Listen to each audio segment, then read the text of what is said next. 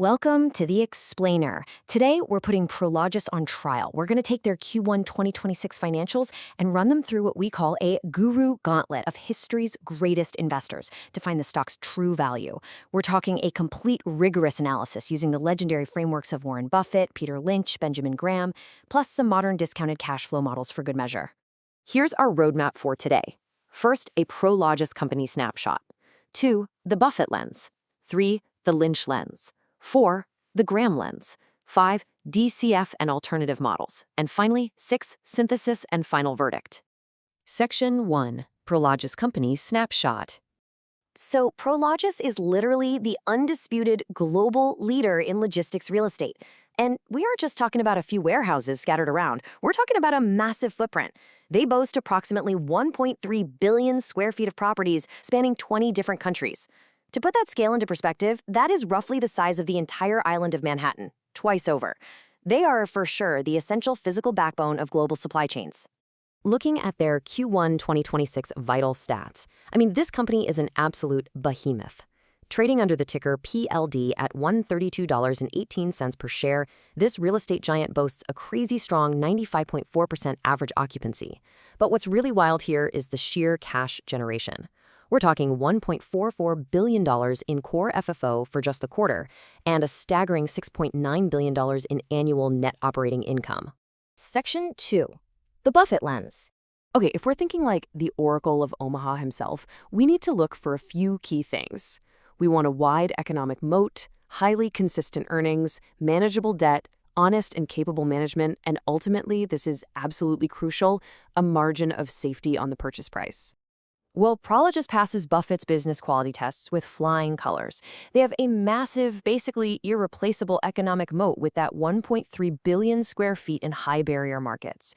Earnings are super consistent, anchored by a 64.5% customer retention rate, and the debt, extremely manageable at just 4.8 times adjusted EBITDA, locked in at a remarkably low weighted average interest rate of 3.3%.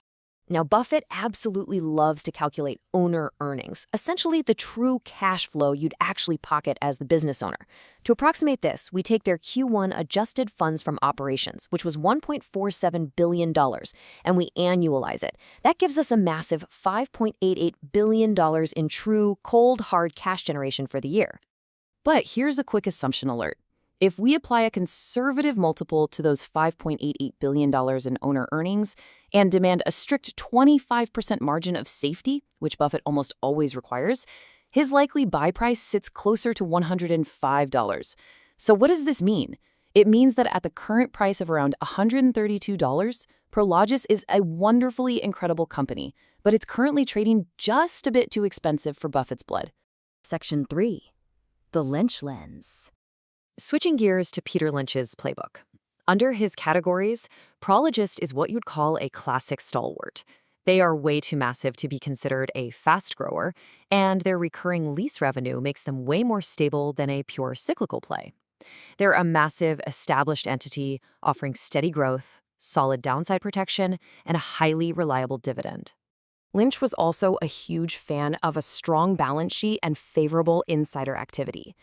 We know definitively that Prologis has a fortress balance sheet, right? Debt is sitting safely at only 23.8% of gross market cap. But because public filings on insider buying can often lag or be kind of opaque, we'll adopt a neutral stance on those specific metrics for this analysis. Let's look at the ultimate Lynch metric, the PEG ratio, which is price to earnings divided by growth.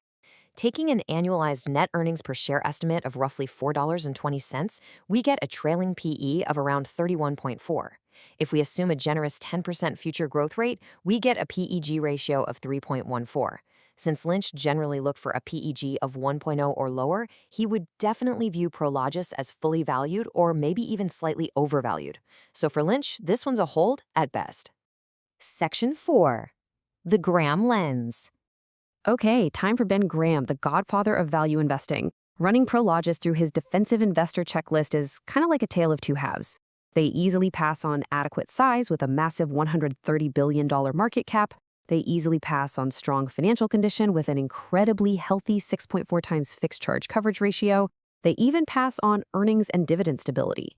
but they completely fail Graham's strict requirement for a moderate PE multiple.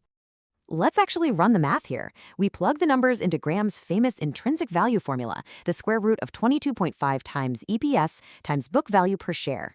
Using our annualized EPS of $4.20 and an approximate book value of $132, the resulting intrinsic value is $111.68. At $132.18, there's a negative margin of safety. Graham literally would not touch the stock at current levels. Section 5. DCF and alternative models. All right, another assumption alert.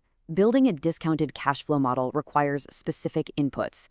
Because standard equity betas can fluctuate pretty wildly, we're setting a transparent, reasonable assumption of a 7.5% weighted average cost of capital. That factors in their ultra-low 3.3% debt cost alongside standard REIT equity premiums.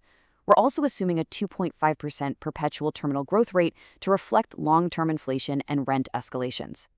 So when we run those projected free cash flows through a sensitivity table, we can see how tweaking our assumptions changes the outcome. Our base case assumptions, that's 7.5% WAC and 2.5% terminal growth, yield a fair value of around $128 per share. Now, that is much closer to the current trading price than our guru valuations, which suggest the market is pricing in steady, long-term cash generation. And you know what? That DCF output is actually really well supported by our alternative models. Using the dividend discount model, based on their newly declared $1.07 quarterly dividend, or $4.28 annually, we imply a value of roughly $120. Meanwhile, if we run a comparable company analysis and apply a standard premium REIT 22 times price to FFO multiple to their expected 2026 core FFO, it perfectly hits $132 target. Section 6. Synthesis and final verdict. All right, bringing the whole shebang together, the key takeaway here is remarkably consistent.